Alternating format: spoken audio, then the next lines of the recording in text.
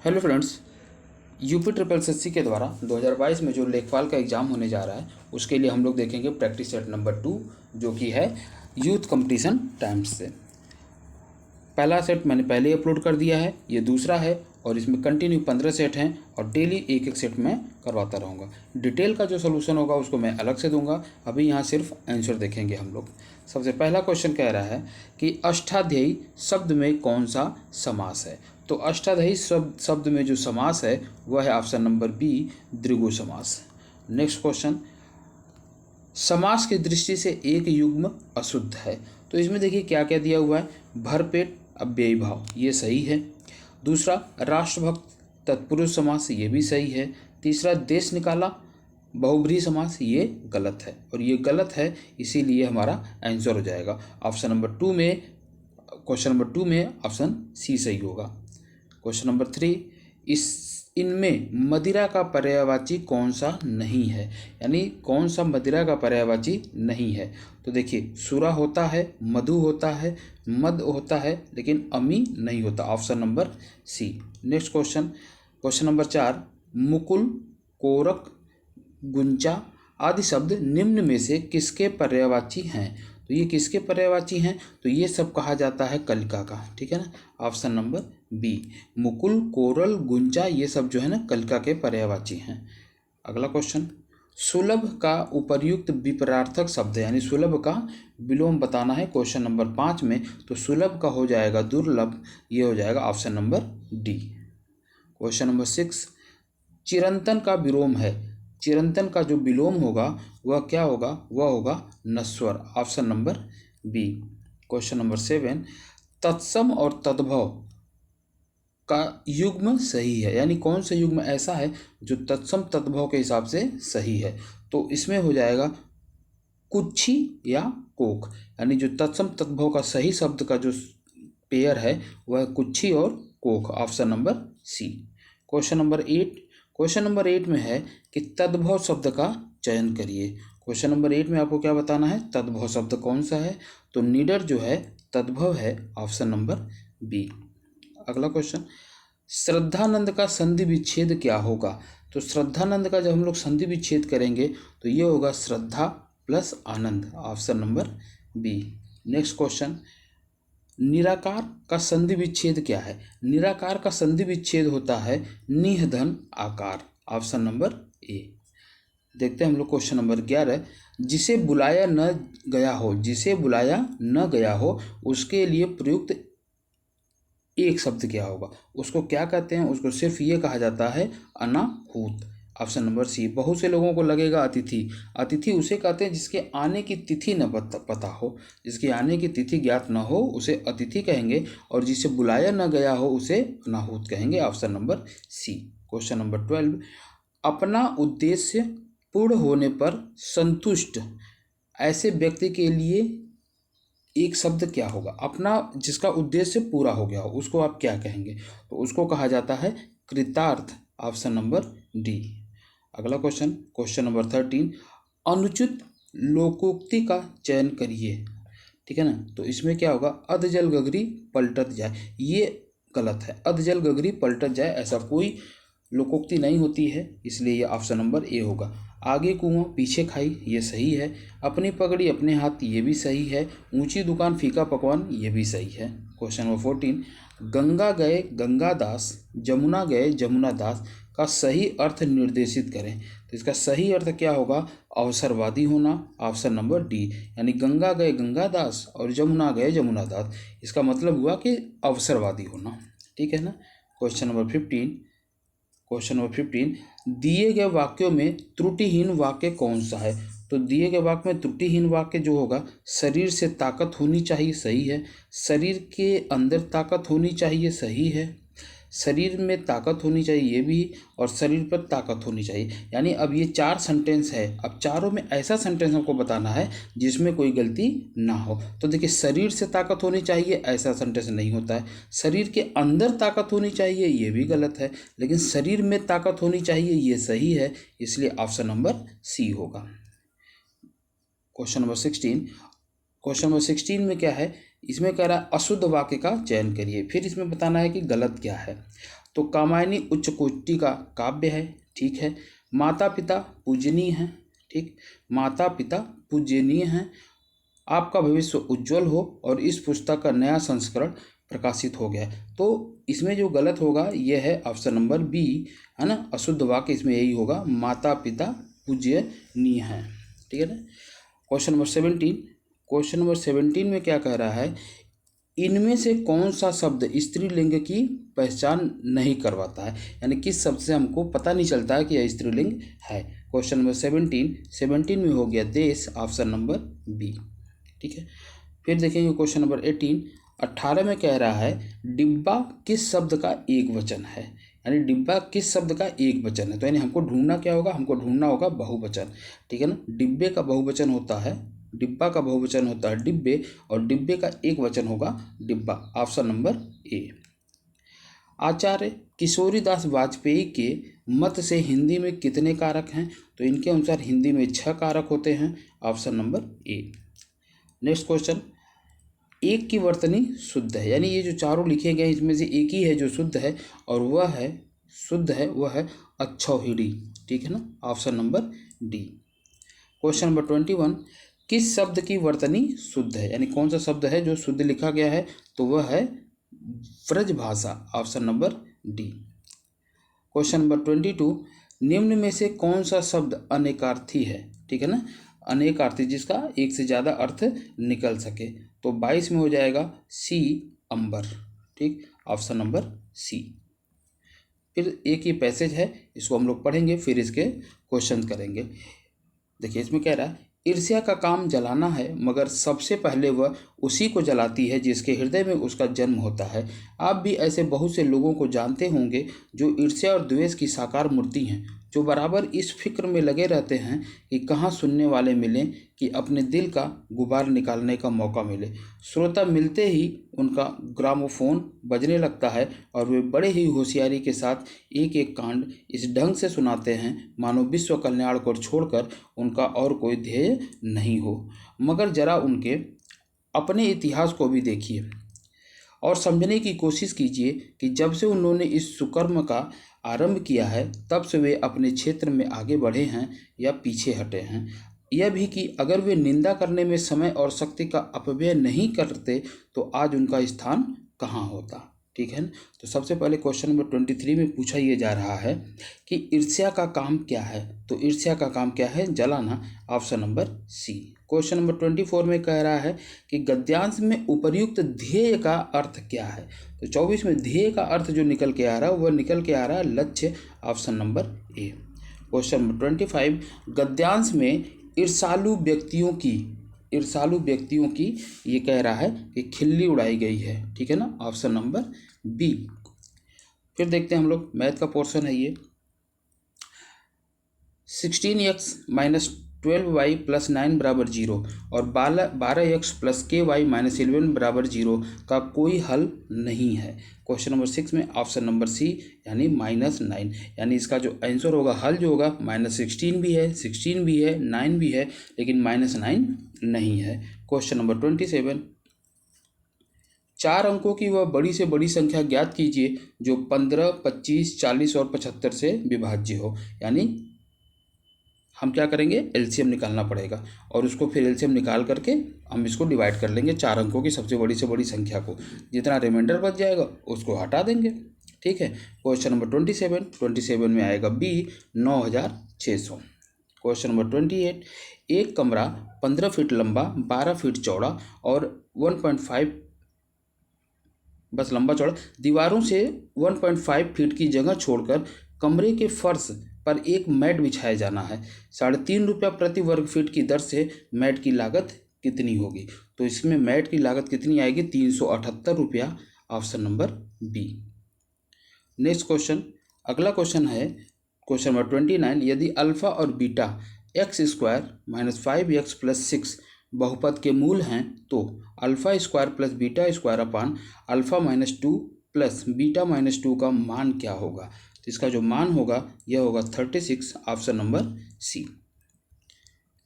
Question number 30, मेरे आयु मेरे बेटे से 5 गुना अधिक है, 6 वर्षों में मेरी आयु उसकी आयु से 3 गुना अधिक होगी। 2 वर्षों बाद हमारी आयु क्या होगी? तो इसमें जो आंसर आएगा वह आएगा 32 वर्ष और 8 वर्ष। यानी मेरी आयु कितनी है? 32 वर्ष और बच्चे की आयु कितनी है? 8 वर्ष। क्वेश्चन नंबर 31, मॉरिस भोजन पर अपनी आय का 25% खर्च करता है। उसे 1,000 रुपये की वेतन वृद्धि मिली, लेकिन उसने खाद्य वस्तुओं पर अपना खर्च नहीं बढ़ाया। नतीजन भोजन पर उसका खर्च गिरकर 20% हो गया। उसकी प्रारंभिक आय क्या थी? तो क्वेश्चन नंबर 31 में उसकी जो प्रारंभिक आय थी वह आएगा 4,000, ऑप्शन नंबर डी। वीडियो को पॉज करके आप लोग क्वेश्चन को सॉल्व करिए, और नहीं तो सॉल्यूशन मैं अलग से दूंगा, आप उसको देखिए। क्वेश्चन नंबर 32, क्वेश्चन नंबर 32 में निम्न तालिका में 3 वर्षों के CO2 का उत्सर्जन मिलियन मीट्रिक टन में दिया गया है, और उसके बाद ये क्वेश्चन पूछा जा रहा है। तो क्वेश्चन ये पूछा जा रहा है पहले कि 2016 से 2017 के बीच CO2 के उत्सर्जन में कितने प्रतिशत की वृद्धि हुई? 16 से 17 में 110 से 150 हो गया, यानी 40 बढ़ा, और किससे बढ़ा? 110 से बढ़ गया, और इसको 100 से मल्टीप्लाई कर दीजिए, ठीक है, और यही आपका आंसर हो जाएगा। तो इसमें क्या हो जाएगा? 32 में हमारा आएगा क्या? 36.36%, option number B. Question number 33, यदि किसी भिन्न संख्या के अंश और हर दोनों में 3 जोड़ा जाता है तो उसका मान 10/11 प्राप्त होता है। यदि अंश और हर दोनों में से 4 घटाया जाता है तो उसका मान 3/4 हो जाता है। तो उस भिन्न संख्या का सही मान क्या है? तो उस भिन्न संख्या का जो सही मान आएगा वह आएगा 7/8, option number A. Question number 34, एक ग्राफ दिया हुआ है और इस ग्राफ से फिर क्वेश्चन पूछा जा रहा है, ठीक है। तो क्वेश्चन ये पूछा जा रहा है कि दिए गए ग्राफ में एक देश के विभिन्न वर्षों के अनाज की उपज को दर्शाया गया है। 1984 से 1985 में उपज की प्रतिशत वृद्धि ज्ञात करिए। 84 से 85, 84 ये है और 85 ये है। 84 में 10, 10.5 है या 15 है, और 85 में जो है ये हो गया है 25, ठीक है ना। तो इसमें कितने प्रतिशत आपको निकालना है। तो 34 में जो आएगा वो क्या आएगा? ऑप्शन नंबर डी, ठीक है ना, 100%, यानी लगभग ये दुगना हो गया है। 15 से 30, ये जब हम लोग ऐसे खींचेंगे ये 30 पे जा रहा है, और ये जो खींचेंगे तो ये 15 पे आ रहा है, तो ये दुगना हो जा रहा है, यानी 100% इसकी वृद्धि हो जा रही है। क्वेश्चन नंबर 35, क्वेश्चन नंबर 35 में ये कह रहा है ए के पास बी से 20% अधिक धन है, सी के पास बी से 20% कम धन है, तो ए के पास सी से कितने प्रतिशत अधिक धन है? क्वेश्चन कह रहा है कि ए के पास बी से अधिक धन है, ठीक है ना। तो यानी B अगर ए का आप बी का आप 100 ले लीजिए तो ए का कितना हो जाएगा? 120, यही कह रहा है ना। ए के पास बी से 20% अधिक धन है, और सी के पास बी से 20%, अब सी के पास 20% कम है तो सी के पास हो गया 80। अब पूछ रहा है ए के पास सी से कितने प्रतिशत अधिक धन है, ठीक है। तो ए के पास सी से, अब ए के पास 40 ज़्यादा है, किससे ज़्यादा? 80 से। तो 40 ज़्यादा है, किससे ज़्यादा है? 80 से। मल्टीप्लाई कर दीजिए 100 से, ठीक है ना। 40 दूना 80 और 2 से ये कट गया तो 50। तो आंसर क्या आ जाएगा? 50% अधिक है। तो ऑप्शन नंबर क्या हो जाएगा? बी सही होगा। क्वेश्चन नंबर 35 में डी।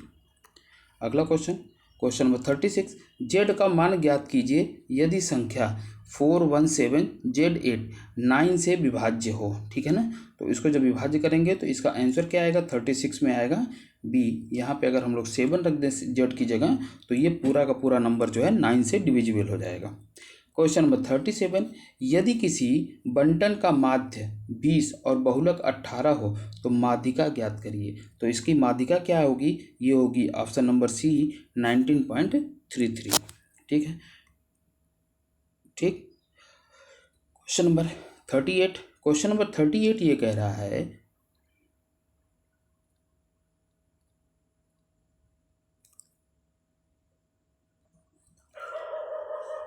क्वेश्चन नंबर 38 ये कह रहा है कि यदि किसी वृत्त की परिधि 3 सेंटीमीटर है, वृत्त की परिधि कितनी है? 3 सेंटीमीटर अगर वृत्त की परिधि है तो इसका क्षेत्रफल कितना होगा? तो क्वेश्चन नंबर 38 में आ जाएगा 9/4 pi, option number C. Question number 39, यदि विक्रय मूल्य दुगुना कर दिया जाए, विक्रय मूल्य दुगुना कर दिया जाए तो लाभ 3 गुना हो जाता है, तब लाभ प्रतिशत बताइए। तो इसका लाभ प्रतिशत क्या हो जाएगा? 39 में हो जाएगा बी।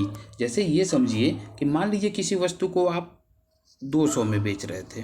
ठीक है, तो ये कह रहा है कि यदि उसका मूल्य दुगना कर दे, दुगना कर दिया जाए मतलब क्या हो जाएगा, 400 हो जाएगा। तो अगर ये 400 हो गया तो उसका लाभ 3 गुना हो जाएगा, यानी इसमें उसका 1 गुना लाभ था और जब 400 हुआ तो उसका 2 गुना लाभ और बढ़ गया। तो 2 गुना लाभ बढ़ाने के लिए 2x बढ़ाने के लिए रेट कितना बढ़ाना पड़ा, 200। तो यानी ये जो हो गया 2x बराबर हो गया 200, तो x बराबर कितना हुआ 100, यानी सब पहले उसका कितना प्रॉफिट रहा होगा 100%। ठीक है, तो इसका इसलिए हो जाएगा option number B, question number 39। Question number 40, 40वां क्वेश्चन कह रहा है कि आंकड़ों 29, 25, 38, 22, 38, 39 का बहुलक क्या है। अब बहुलक का मतलब ये होता है जो बार बार आया हो वही बहुलक है। तो इसमें देखिए 38 जो है ना एक बार, 2 बार आया है और बाकी सारी संख्याएं एक बार आई हैं, तो इसका बहुलक क्या हो जाएगा, option number B 38। Question number 41, 41 ये कह रहा है कि 15x³ minus 30x² plus 12y minus 12 को 3y माइनस 6 से विभाजित किया जाए तो शेषफल क्या होगा। तो जब हम लोग विभाजित करेंगे इसका शेषफल आएगा 12, ऑप्शन नंबर डी। अब ये एक चार्ट दिया गया है, चार्ट को पॉज करके आप लोग बना लीजिए, उसके बाद हम लोग क्वेश्चन देख लेते हैं। यदि वर्ष 2015 में कपड़े का कुल उत्पादन 1,50,000 टन है तो 2015 में सैटिन के कुल कितने कपड़े का उत्पादन हुआ, वो भी आपको किस में बताना है, टन में। तो ऑप्शन नंबर ए सही होगा 7,500। क्वेश्चन नंबर 43, 67, 34, 57, 32, 12, 92, 51, 62, 62, 57, 93 और 5 का माध्यक ज्ञात करिए। ठीक है ना, तो माध्यक ज्ञात करेंगे तो जब हम लोग इसका माध्यक ज्ञात करेंगे तो ये आएगा कितना, 57, ऑप्शन नंबर सी। अगला क्वेश्चन, एक आदमी 1 रुपये में 5 पेन खरीदता है और 1 रुपये में 4 पेन बेचता है, तो उसका लाभ बताइए। देखिए 1 रुपये में 5 पेन खरीदता है ना, 1 रुपये में 5 पेन खरीदता है और 1 रुपये में 4 पेन बेच देता है, तो बाहर वाले को बाहर वाले से गुणा कर दीजिए, अंदर वाले को अंदर वाले से। ये CP है और ये जो है ये SP है, तो देखिए 4 एकम 4 हुआ, यानी CP हो गई 4 और 5 एकम 5 हुआ, SP हो गया 5, यानी 4 रुपये में खरीदा और 5 रुपये में बेच दिया। तो फायदा कितने का हुआ, 1 रुपये का हुआ।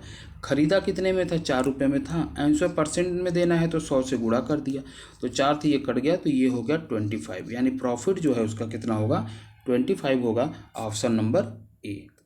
तो ऑप्शन नंबर ए होगा, यानी 1 रुपये में 5 पेन खरीद करके 1 रुपये में 4 पेन बेच देता है, तो उसका ऑप्शन ए सही होगा और वह 25% का प्रॉफिट पा रहा है। ठीक है, फिर अगला क्वेश्चन, एक कक्षा 10 के छात्रों के लिए एक परीक्षा आयोजित की गई, 96% छात्र पास हुए और 50 असफल रहे, कितने छात्र उपस्थित थे। अब देखिए 4% उपस्थित थे, अनुपस्थित थे, तो 4% के बारे में ये कह रहा है कि ये 50 हैं, तो 4% अगर 50 हैं तो पूरे कितने होंगे, तो 1% निकाल के 100% निकाल दीजिए। 1% कैसे निकलेगा, 50 अपन 4 कर दें तो 1% निकल जाएगा, इंटू में कर दें ये 100%, तो 4 से ये कट जाएगा तो ये हो जाएगा 25 और 25 0 0 और 25 25 125, यानी 1250, यानी टोटल स्टूडेंट कितने थे, टोटल स्टूडेंट थे उस एग्जाम में 1250, ऑप्शन नंबर डी। फिर देखते हैं क्वेश्चन नंबर 46, सबसे छोटी संख्या क्या है जिसे 4, 6, 10 और 15 द्वारा विभाजित करने पर हर बार शेष 3 बचता हो। तो इसके लिए कुछ नहीं करना है कि इन समूह से डिवाइड करना है, तो आप उसको लेंगे पहले LCM और LCM लेने के बाद उसमें 3 जोड़ देंगे, तो LCM कट जाया करेगा और जो 3 जोड़ा गया है वह हर बार बच जाया करेगा। तो क्वेश्चन नंबर 46 में आएगा D 63। क्वेश्चन नंबर 47, वह छोटी से छोटी संख्या ज्ञात कीजिए जिसको 1456 में जोड़ने पर यह 6, 5, 4 से पूर्णतः विभाजित हो जाए। ठीक है, तो इसके लिए भी कुछ नहीं करना है, आप LCM ले लेंगे, हम लोग मल्टीप्लाई करके देख लेंगे कि इससे बड़ी संख्या क्या होती है और उसमें से इसको हम लोग घटा देंगे। ठीक है, 1456 घटा देंगे, जो बचेगा वही हमारा आंसर हो जाएगा। जब उसको इसमें जोड़ेंगे तो ये 6, 5, 4 से पूरी तरह से विभाजित हो जाएगी, ऑप्शन नंबर सी 44। ठीक है, क्वेश्चन नंबर 48, एक समकोण त्रिभुज के कर्ण 2 सेंटीमीटर अधिक है लंब से और लंब आधार से 2 सेंटीमीटर अधिक है। आधार की लंबाई ज्ञात करनी है। तो क्वेश्चन नंबर 48 में आएगा 6 centimetre, option number A. Question number 49 49, यदि एक समभुज त्रिभुज की एक भुजा 6√3 सेंटीमीटर है तो इसकी ऊंचाई क्या होगी? तो इसकी ऊंचाई होगी 9 centimetre, option number A. Question number 50 question number 50 कह रहा है 5a² + 15a - 6b - 2ab बराबर क्या होगा? तो ये होगा क्या? ये होगा 5a - 2b ब्रैकेट में और दूसरे ब्रैकेट में a + 3, ऑप्शन नंबर डी। फिर देखते हैं हम लोग, ज्ञान प्राप्त करने के बाद गौतम को किस रूप से जाना जाने लगा?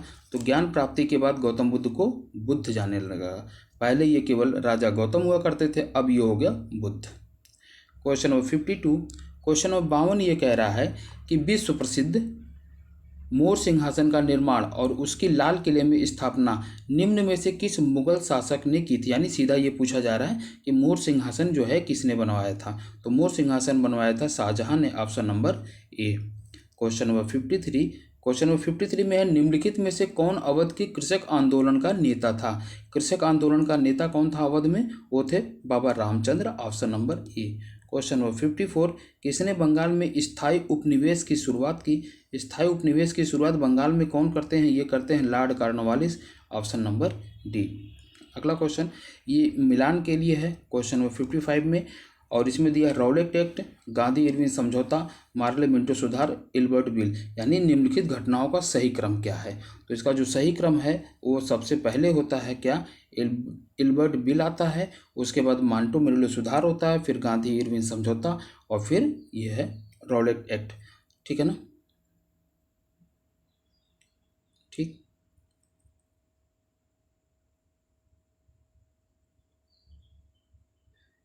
ये जो है यानी सीरियल से देखिए 1 2 3 4 कोई है नहीं सीक्वेंस में, 1 2 3 4 कोई नहीं, यानी ये डिक्रीजिंग ऑर्डर में है। यानी सबसे लास्ट में जो काम होता है उसको पहले और उसके बाद उसके, यानी सबसे पहले जो हुआ है काम वो लास्ट में है। और इस तरह से अगर पहले से हम लोग अंत की तरफ चलते तो 1 2 3 4 इस तरह का कोई सीक्वेंस इसमें दिया नहीं गया है। ठीक है, तो क्वेश्चन नंबर 56 क्वेश्चन नंबर 56 कह रहा है केंद्रीय आलू अनुसंधान केंद्र कहाँ है? तो केंद्रीय आलू अनुसंधान केंद्र है वह शिमला में, ऑप्शन नंबर बी। अगला क्वेश्चन गंडक सिंचाई परियोजना, गंडक सिंचाई परियोजना जो है किस प्रदेश का एक संयुक्त प्रयास है? तो गंडक सिंचाई परियोजना जो है ये किन प्रदेशों का है संयुक्त प्रयास? ये है उत्तर प्रदेश और Bihar, option number B. Question number 58 question number 58 में ये कहा गया निम्नलिखित में से कौन सा स्थान स्टील निर्माण से संबंधित नहीं है? यानी कहाँ पे स्टील का निर्माण नहीं होता है? तो Jharia Jharkhand, option number C में नहीं होता है, जमशेदपुर में होता है, झारखंड में होता है, बर्नपुर पश्चिम बंगाल, दुर्गापुर पश्चिम बंगाल में होता है, लेकिन झरिया झारखंड, झारखंड में जो झरिया जगह है वहाँ पे नहीं होता है। झारखंड में होता है लेकिन कहाँ होता है? जमशेदपुर में होता है। क्वेश्चन नंबर 59 जापान के होन्शु नामक द्वीप किसके लिए प्रसिद्ध हैं?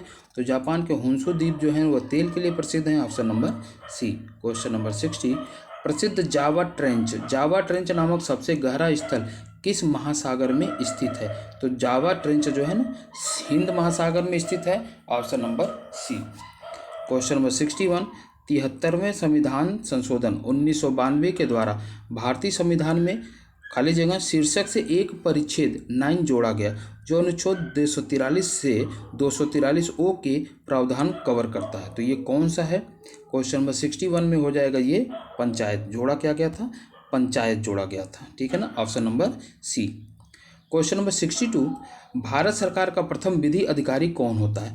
तो भारत सरकार का जो पहला विधि अधिकारी होता है अटॉर्नी जनरल ऑफ इंडिया होता है, option number C. Question number 63 प्रधानमंत्री आवास योजना की समयावधि कितनी है? तो ये जो समयावधि है वह 63 में 2015 से 2022 यानी इस साल ये समाप्त होने वाली है। क्वेश्चन नंबर 64 नाबार्ड की स्थापना किस वर्ष हुई थी? कई बार पूछा गया वो क्वेश्चन। नाबार्ड की स्थापना जो हुई थी वह हुई थी 1982 में, option number D. Question number 65 घर्षण के संबंध में निम्नलिखित में से कौन सा विकल्प सही है? तो इसमें जो है ना घर्षण गति का विरोध करता है, option number A. Question number 66 निम्नलिखित में से कौन सी अदिश राशि है? तो 66 में जो होगा वह कार्य जो होगा ये अदिश राशि है, ऑप्शन नंबर ए। वेग, त्वरण और बल ये जो हैं ये सदिश राशियां हैं। क्वेश्चन नंबर 67, निम्नलिखित में से कौन एक नाइट्रोजन उर्वरक नहीं है? तो नाइट्रोजन उर्वरक कौन नहीं है? Super phosphate of lime, option number सी।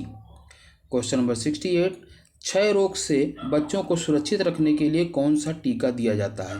क्षय रोग से बचाने के लिए दिया जाता है BCG का, option number A. Question number 69, निम्नलिखित में से कौन सा पौधा है जो अपने भोजन के लिए कीटों को पकड़ लेता है? तो इसमें कीटों को पकड़ने वाला पौधा जो है वह है यूट्रिकुलेरिया, ऑप्शन नंबर सी।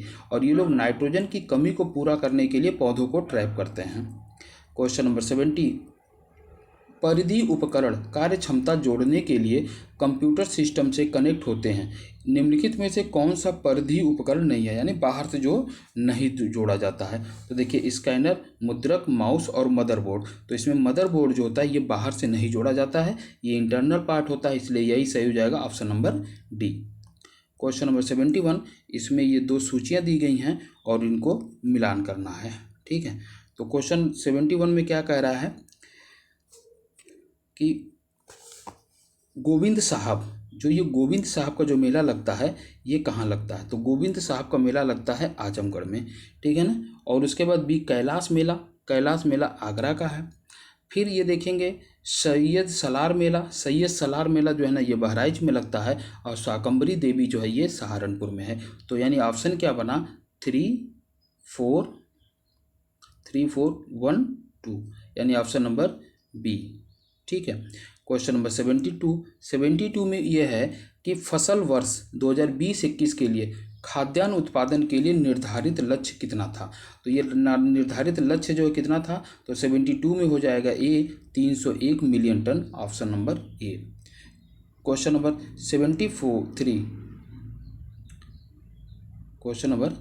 73 में ये कह रहा है निम्नलिखित कथनों का मिलान करिए। ठीक है, फॉर्च्यून ग्लोबल 500 सूची 2021 के अनुसार कंपनी और देश का नाम बताना है, आपको मिलान करना है। ठीक है, तो क्वेश्चन नंबर 73 में क्या हो जाएगा कि वॉलमार्ट जो है ये कहाँ की? ये अमेरिका की कंपनी है। इसके लिए बहुत सा बवाल भी हुआ था क्योंकि ये चेन मार्केटिंग वाला काम है, खूब ढेर सारे अपना स्टोर खोलती है। तो वॉलमार्ट जो है ये अमेरिका का है। स्टेट ग्रिल जो है ये चाइना की है। राजेश एक्सपोर्ट्स, ये जो अगर नाम से ही लग रहा है कि ये भारत का है। और वॉक्सवैगन ये जर्मनी की है। तो ऑप्शन क्या बनेगा? 2143, option number A.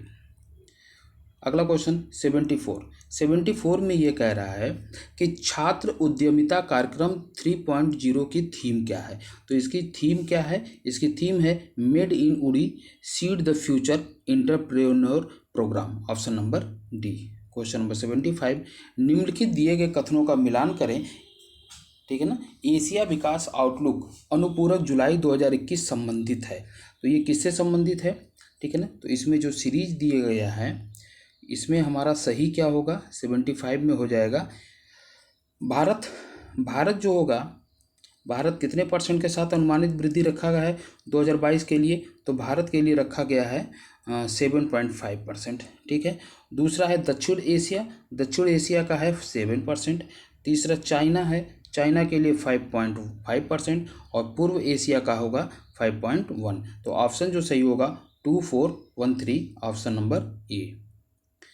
Question number 76, Bharat में रजत क्रांति किससे संबंधित है? तो भारत में जो रजत क्रांति हुई थी यह हुई थी अंडा और चिकन के उत्पादन से, option number B.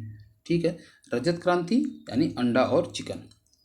Question number 77, NSSO report 2015 के अनुसार कितने प्रतिशत ग्रामीण परिवार की रसोई में मिट्टी के तेल से खाना बनाया जाता है? यानी 2015 वाली जो रिपोर्ट थी उसके अनुसार जो था 1% फैमिली में, ग्रामीण परिवारों में मिट्टी के तेल से खाना बनाया जाता था।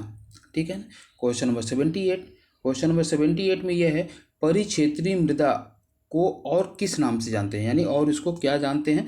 तो इसको ट्रांसपोर्टेड मृदा, ड्रिफ्ट मृदा, एल्यूवियल मृदा या उपर्युक्त सभी। तो ये सभी नामों से जानी जाती है, इसलिए ऑप्शन नंबर डी सही होगा। भारत में कितने प्रतिशत ग्रामीण घरों को बिजली सुलभ है? तो कितने परसेंट है? तो 90% ग्रामीणों को बिजली मिल रही है, ऑप्शन नंबर डी। पकते ही हरा टमाटर लाल क्यों हो जाता है? तो ये हरा टमाटर क्यों लाल हो जाता है? क्लोरोप्लास्ट के क्रोमोप्लास्ट में बदलने के कारण, ऑप्शन नंबर सी। क्लोरोप्लास्ट जो होता है वह क्रोमोप्लास्ट में बदल जाता है, इसलिए वह लाल हो जाता है। क्वेश्चन नंबर 81, ग्रामीण भारत के लिए गरीबी रेखा का आधार निर्धारित किया गया है। तो ये ग्रामीण भारत के लिए 32 रुपया प्रतिदिन के आय पे, यानी 32 रुपया से कम जो कमाएगा उसको गांव में गरीब माना जाएगा। क्वेश्चन नंबर 82 कह रहा है कि मध्याह्न भोजन कार्यक्रम मिड डे मील के अंतर्गत मध्याह्न भोजन के पकने, परोसने एवं उपभोग करने में स्वच्छता का ध्यान रखने के लिए जांच पड़ताल कितनी आवृत्ति पर करनी चाहिए, यानी कितनी दिन पे जांच पड़ताल होनी चाहिए। तो ये होनी चाहिए रोज, ऑप्शन नंबर 1। क्वेश्चन नंबर 83, तहसील स्तर पर सरकारी निकायों को क्या कहा जाता है। तो तहसील स्तर पर सरकारी निकायों को पंचायत समिति कहा जाता है, option number A. Question number 84 में यह है, जिला अस्पतालों के लिए भारतीय लोक स्वास्थ्य मानकों के अनुसार 10 लाख जनसंख्या वाले प्रत्येक जिले में कम से कम कितने बिस्तर होने चाहिए। तो कम से कम ऑप्शन नंबर 84 में कितने बिस्तर होने चाहिए, 300। फिर क्वेश्चन नंबर 85, कुटीर ज्योति योजना के से निम्नलिखित में से कौन सा कार्यक्रम संबंधित है। तो इसमें कौन सा कार्यक्रम संबंधित है, ग्रामीण परिवारों में गरीबी रेखा से नीचे जीवन यापन करने वाले परिवारों को विद्युत उपलब्ध कराना। जो कुटीर ज्योति योजना है ये गरीब परिवारों को बिजली उपलब्ध करा रही है। ठीक है। क्वेश्चन नंबर 86 कह रहा है, बलवंत राय मेहता समिति की प्रजातांत्रिक विकेंद्रीकरण की सिफारिश के अनुसार क्या होना चाहिए, जिला, ब्लॉक एवं ग्राम स्तरों पर त्रिस्तरीय प्रजातांत्रिक पंचायती राज संस्थाओं का गठन होना चाहिए। सही है, option number A. Question number 87 में है, पंचायती राज संस्थाओं को 29 कार्यों की सूची किस अनुच्छेद के तहत दी गई है। तो 29 जो कार्य करने वो किस अनुच्छेद, तो अनुच्छेद नंबर 243 जी। ठीक है। फिर देखते हैं क्वेश्चन नंबर 88 में हमको मिलान करना है फिर से। पंचायती राज व्यवस्था एक क्या है। ठीक है। क्वेश्चन नंबर 88 में पहला स्थानीय स्तर पर स्वशासन की, दूसरा 72वें संविधान संशोधन द्वारा, तीसरा लोकतांत्रिक विकेंद्रीकरण की और चौथा है पद सोपानिक संरचना की। तो ये जो 4 दिए गए इसमें से ये बताना है कि कौन कौन से पॉइंट आपके सही हैं। तो ठीक है, तो 88 में जो है ना आपको बी सही होगा, यानी पहला और तीसरा, स्थानीय स्तर पर स्वशासन की और लोकतांत्रिक विकेंद्रीकरण की। ऑप्शन नंबर बी 1 और 3 दोनों सही हैं। क्वेश्चन नंबर 89, पंचायती राज व्यवस्था में न्याय पंचायतों को किसी को बंदी बनाए जाने की सजा देने का अधिकार निम्न में से किस राज्य में है। बंदी बना करके सजा भी दे सकता है, ये किस राज्य में हो सकता है, सिर्फ और सिर्फ बिहार में। Option number A. Question number 90, योजना आयोग का उपाध्यक्ष किसके समकक्ष होता है। तो योजना आयोग का उपाध्यक्ष जो होता है वह कैबिनेट मंत्री के समकक्ष होता है। ठीक है। और फिलहाल तो योजना आयोग खत्म हो गया है, अब इसको नीति आयोग के नाम से जाना जा रहा है। क्वेश्चन नंबर 91 में यह है, भारत में योजना अवकाश की अवधि थी। तो भारत में योजना अवकाश की अवधि थी, ये थी 1966 से 69। ठीक है ना। क्वेश्चन नंबर 92, भारतीय अर्थव्यवस्था में कृषि का योगदान क्या हो रहा है। तो कृषि का जो योगदान है वह घट रहा है। सबसे ज़्यादा आज की डेट में सर्विस सेक्टर है, बी। ऑप्शन नंबर बी सही होगा, कृषि का योगदान जो है ना अर्थव्यवस्था में कंटिन्यू घट रहा है। क्वेश्चन नंबर 93, NAFED संबंधित है किससे। तो यह किससे संबंधित है, ये संबंधित है कृषि उत्पादकों के विपणन से, मार्केटिंग करता है कृषि प्रोडक्ट का।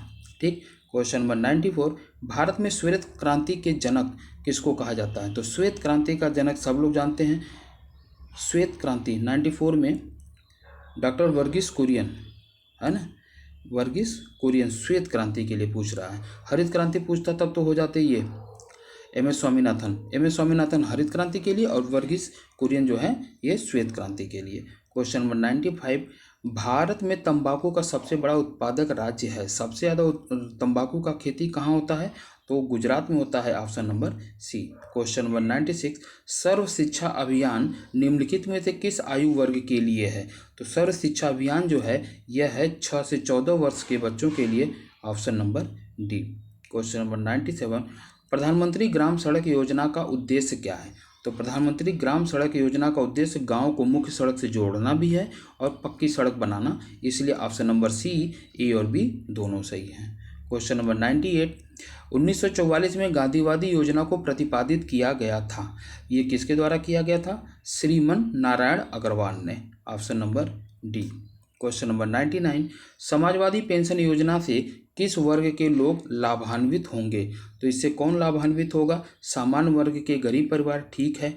अनुसूचित जाति जनजाति तथा अन्य पिछड़े वर्ग के गरीब परिवार, ठीक है। अल्पसंख्यक समुदाय के गरीब परिवार, ठीक है। इसलिए ऑप्शन नंबर डी उपर्युक्त सभी। और आखिरी क्वेश्चन देखेंगे, क्वेश्चन नंबर 100, उत्तर प्रदेश में क्रियान्वित की जा रही निम्नलिखित योजनाओं में से कौन एक केंद्रीय सरकार की योजना नहीं है? यानी सेंट्रल गवर्नमेंट की योजना नहीं है, तो गंगा एक्सप्रेसवे ये सेंट्रल गवर्नमेंट की योजना नहीं है। ऑप्शन नंबर ए सही होगा। बाकी महात्मा गांधी राष्ट्रीय ग्रामीण रोजगार गारंटी कार्यक्रम यह है, ग्रामीण स्वास्थ्य मिशन भी है और जवाहरलाल नेहरू राष्ट्रीय शहरी नवीनीकरण मिशन भी है। तो इस तरह से हम लोगों ने सेट नंबर 2 के 100 क्वेश्चन पूरे किए। मिलते हैं हम लोग अगली वीडियो में, तब तक के लिए थैंक यू। और प्लीज़ मेरे चैनल को लाइक शेयर और सब्सक्राइब जरूर करें। धन्यवाद।